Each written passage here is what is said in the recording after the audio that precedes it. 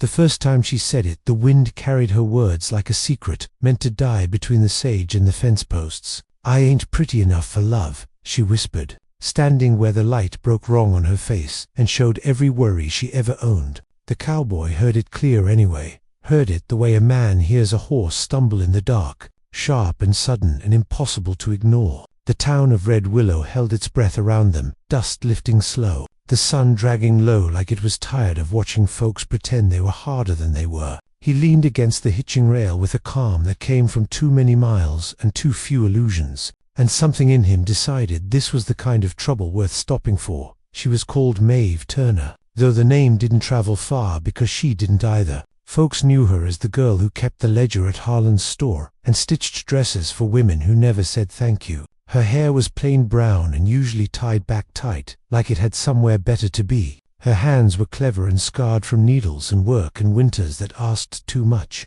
When she walked, she kept her eyes low, as if the ground had answers the sky refused to give. Men looked past her the way they looked past fence posts, useful but never admired. And she learned early to make herself small, to step aside, to believe love was a luxury sold to prettier faces. The cowboy had ridden in at noon with the heat ringing in his ears and a dust trail long as a bad memory. His name was Eli Cross, and he carried it quiet, the way men do when they've buried more than they brag. His hat had seen better days, and his horse moved like it trusted him without question. Eli had a face cut by sun and choices, and a mouth that didn't waste words. He came to Red Willow to sell a string of cattle and maybe find a reason to stay the night. Instead, he found a whisper that cut deeper than any knife he'd known, and when she said it again, softer this time like she hoped the air would swallow it, he answered without thinking, "Then I'll teach you love ain't about pretty," she laughed. Not because it was funny, but because disbelief needed somewhere to go. Her laugh came out crooked and quick. "You don't even know me," she said, still not looking up. "Men like you don't stop for girls like me." Eli shifted his weight and felt the old ache in his knee, the one that told him rain was coming and so was trouble. He tipped his hat back and watched her finally meet his eyes. Not kind eyes she expected, or mocking ones she feared, just steady ones. "I know enough," he said. "Pretty fades and fear lies. Love is work and work I understand." The wind pushed between them carrying the smell of hay and coffee, and something settled that neither of them could name yet. They sat on the porch of the store while the afternoon slid toward evening. Eli drank coffee that tasted like it had been burned twice, and Maeve folded cloth she didn't need folded. Her fingers moved fast because stillness scared her. "You'll leave," she said eventually.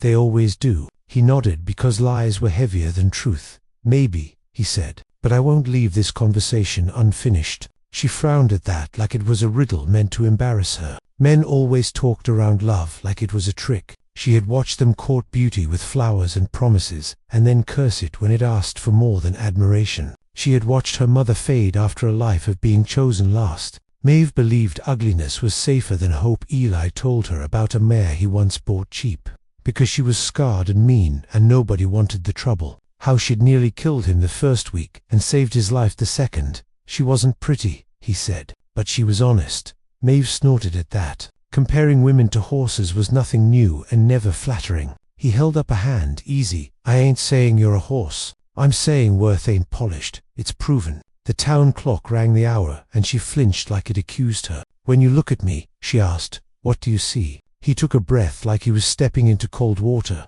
"I see a woman who learned to disappear so nobody could hurt her, and a heart strong enough to keep beating anyway." Her throat tightened and she hated it. Hated how close tears lived. Hated that a stranger could see her clearer than anyone who had known her for years. "You don't get to decide that," she said, finally angry. "Good," he replied. "Then you decide. But decide with truth, not cruelty." He stood and offered his hand, not as a promise but as an invitation.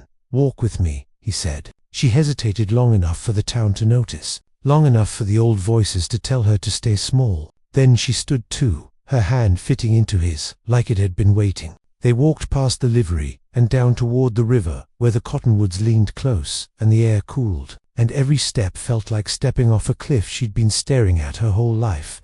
At the water's edge, she stopped and pulled her hand back. "I can't be what you think," she said, her voice steadier now. "I don't shine. I don't turn heads. I don't make men brave." Eli smiled then, slow and sure, like sunrise over a hard land.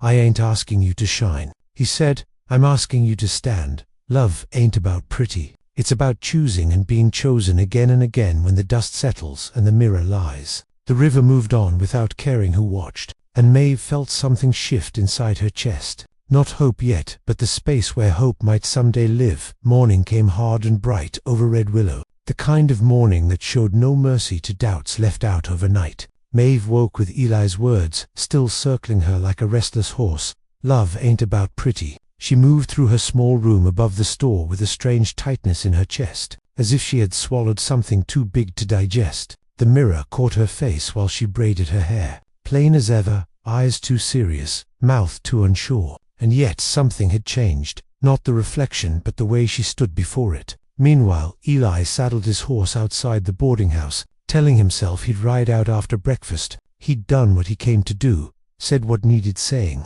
But the thought of leaving Maeve behind felt heavier than the packs he'd carried across deserts and bad years. The past had taught him not to linger, but it had also taught him the cost of riding away. When something mattered by noon, the town buzzed with quiet speculation. Red Willow noticed everything, even when it pretended not to. Folk saw the cowboy and the plain girl walk together the evening before, saw the way he listened and the way she didn't shrink. Harlan raised an eyebrow when Maeve handed him the ledger. "You got company now," he said, not unkind but curious. She shrugged and felt heat rise in her face. "Just a man passing through," she replied. But the words didn't sit right. Eli passed the afternoon helping mend a broken fence at the edge of town. Work came easy to him, and he welcomed it. Sweat and purpose kept old memories at bay. But even as he worked, his thoughts wandered to Maeve, to the careful way she held herself, like something once broken and glued back together with patience instead of skill. He wondered who had taught her to measure her worth so cruelly, and he wondered what ghosts she might be carrying the way he carried his own. Those ghosts rode in sooner than expected. Late afternoon brought a rider with a sharp smile and a reputation that preceded him. Jonah Pike, dressed finer than the town but meaner than the land. He dismounted in front of the saloon and asked after Maeve Turner, his voice smooth like oil on water. Maeve felt his presence before she saw him, felt the old fear stir low in her belly. Jonah had once promised her a life beyond Red Willow, promised admiration and escape, then laughed when she believed him, told her she ought to be grateful for attention at all. Pretty girls deserved love, not her. She had learned that lesson well. Jonah found her by the well and smiled as if no time had passed. "Still hiding out here, Maeve," he said. "Still pretending you don't care." She straightened and met his gaze, something Eli had given her without knowing. "Leave me alone," she said, simple and firm. Jonah's smile tightened. Eli saw them from across the street, saw the way Maeve's shoulders squared and the way the man leaned in too close. Something old and dangerous stirred in him, but he walked over slow, measured, like a man who knew rushing only fed trouble. "Everything all right here?" he asked, voice calm but solid. Jonah looked him over and laughed. "Just catching up with an old friend," he said. Maeve spoke before Eli could. "I told you to leave." Jonah's eyes flicked to her, surprised, then hardened. "Since when did you grow a spine?" he sneered. Eli stepped closer then, not threatening but present. "Since she decided she deserved one," he said. Jonah scoffed and backed away, muttering about foolish girls and passing cowboys, but the damage was done. Maeve trembled once he was gone, shame and anger tangling tight. Eli waited until she spoke, didn't crowd her fear. "That's the kind of man who taught me," she said finally, "taught me what I was worth." Eli shook his head slow. "He didn't teach you, he lied to you, and lies only stick when nobody argues back." That evening, they sat by the river again, the sky bleeding orange and purple. Maeve told him things she'd never told anyone, about her mother's quiet endurance, about men who praised beauty and punished need, about Jonah's laughter and how it echoed longer than it should have. Eli listened the way he listened to storms, attentive and patient. When she finished, she waited for pity or promises. Instead he said, "You survived all that, and you're still kind. That ain't small." Maeve swallowed hard. "Kindness never saved anyone," she replied. "It saved me," he said. Once, the admission hung between them heavy and intimate. He told her then about the woman he'd loved years ago, beautiful and restless, how he'd tried to build a life around her shine, only to be left when the road called louder. He'd learned that love built on appearance cracked under use. He'd spent years after riding without stopping long enough to be hurt again. Red Willow gathered for supper at the church hall, and for the first time Maeve walked in beside Eli. Not behind him or apart, whispers followed them like dust devils, some curious, some cruel. Maeve felt every eye and nearly faltered, but Eli's presence was steady, not possessive, just there. During the meal, Jonah appeared at the door, drunk and smiling wrong. The room stilled. He raised a glass and made a show of toasting pretty things and wasted chances. Maeve felt the old urge to disappear, but she didn't. She stood and met his gaze across the room. "I ain't wasted," she said, voice clear. "I'm just done listening to liars." A hush fell thick as prayer. Jonah cursed and stumbled out, and something inside Maeve settled. Not because she'd won, but because she'd chosen herself later outside beneath a sky crowded with stars. Maeve asked the question she'd been avoiding. "Are you staying?" Eli considered the road stretching endless and familiar. The safety of motion, the ache of roots, never set. "I don't know yet," he answered honestly, "but I'm thinking about it." She nodded, disappointment flickering then easing. Honesty felt better than false hope. They stood in comfortable silence until she spoke again. "If you leave, I won't go back to how I was." He smiled at that, proud and gentle. "That's all I hoped for." The wind carried the scent of grass and promise, and for the first time Maeve didn't feel like love was something reserved for others. It felt possible, distant maybe, but real. That night Eli lay awake listening to the town settle, weighing the pull of the road against the pull of a woman learning to stand. He realized love wasn't something that struck like lightning. It was a choice made slow and often uncomfortable. Maeve lay awake too, staring at the ceiling, replaying the day, her courage surprising her most of all. She didn't know if Eli would stay, or if Red Willow would ever feel like more than a stopping place. But she knew one thing now with a certainty that warmed her bones. She wasn't too plain for love. Love simply hadn't learned her name yet. The decision came to Eli the way most truths did in his life. Not loud but steady, like a hand laid firm on his shoulder. Dawn found him already dressed and standing at the edge of town where the road split south and west. His horse shifting beneath him, sensing the familiar leaving. Red Willow lay quiet behind him, rooftops pale in the early light. And somewhere within that stillness Maeve slept, or maybe lay awake like he had, thinking thoughts too big for rest. He realized then that the road had always been his excuse, not his calling, a place to hide motion inside freedom. He turned his horse back toward town, feeling lighter with each step, knowing that staying was not surrender but courage, the kind he'd admired in Maeve. The moment she stopped believing the cruelest story ever told about her, Maeve was already awake, standing by the river, washing her hands in the cold water as if she could rinse the past clean. She heard the hoofbeats and didn't look up at first, afraid hope would betray her again. When she did turn and saw Eli riding toward her, instead of away, something in her chest loosened that she hadn't known was knotted. He dismounted and stood there, quiet as ever. "I'm not done here," he said simply. Her laugh broke free before her fear could catch it. Not pretty laughter or practiced joy, just real. She didn't ask for promises or She stepped closer and said, "Then stay today. That's enough." And he nodded because love built slow, understood the weight of small agreements, kept. Red Willow adjusted in the way small towns always did. Reluctantly then, all at once, Eli took work where it was offered, mending fences, breaking horses, hauling freight. He slept in the boarding house at first, respecting the space Maeve needed to grow into herself, without leaning.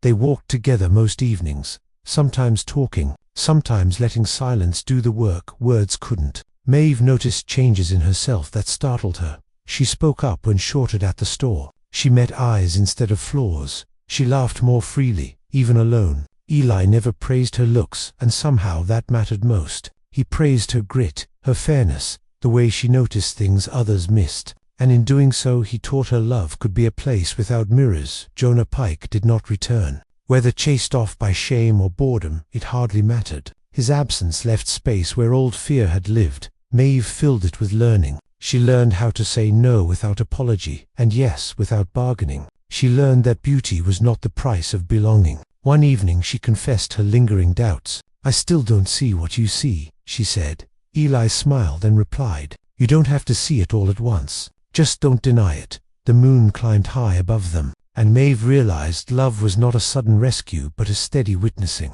being seen without being judged, chosen without being measured. The offer came unexpectedly. A chance for Eli to drive a large herd north. Good money, honest work, the kind of thing he would have taken without thinking once. He brought it to Maeve, instead of deciding alone. She listened quietly, feeling the old fear twitch then settle. This wasn't abandonment knocking, it was choice, asking permission. "You should go if you want," she said, surprising herself with how calm she felt. "I don't want to lose myself waiting." He nodded, understanding more than the words said. He turned it down the next morning, not because he couldn't leave, but because he didn't want to. Maeve watched him do it without guilt swelling in her chest. Love hadn't trapped him, it had anchored him. They did not marry quickly or loudly. There was no rush to prove anything to anyone. Their bond grew like the land after rain, quiet and sure. When Eli finally asked her to share a life with him, it was over supper, with dust still on his boots and flour on her hands.